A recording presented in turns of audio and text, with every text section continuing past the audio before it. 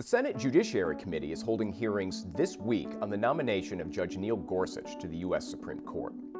Gorsuch is a federal judge with admirers across the political spectrum, but his views on several crucial constitutional issues remain unclear. Here are three questions I'd like to hear Judge Gorsuch address before the Senate Judiciary Committee this week.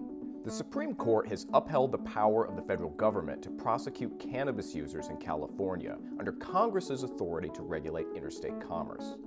Yet the medical marijuana that was the focus of that 2005 ruling was both grown and consumed only in California. I'd like to hear Judge Gorsuch explain his views on the limits of federal power.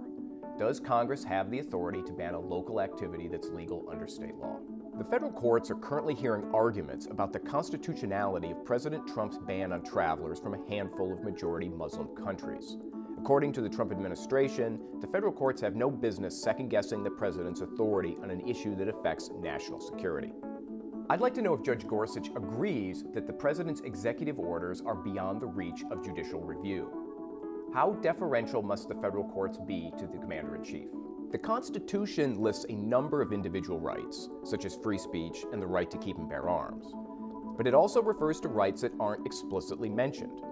For example, the Supreme Court has protected the right to privacy, the right of parents to send their children to private schools, and the right to gay marriage. None of these rights are mentioned anywhere in the text of the Constitution. In his 2006 book, Judge Gorsuch was critical of reading the Constitution in this way. He wrote that the Due Process Clause of the 14th Amendment has been stretched beyond recognition in the name of defending unwritten rights.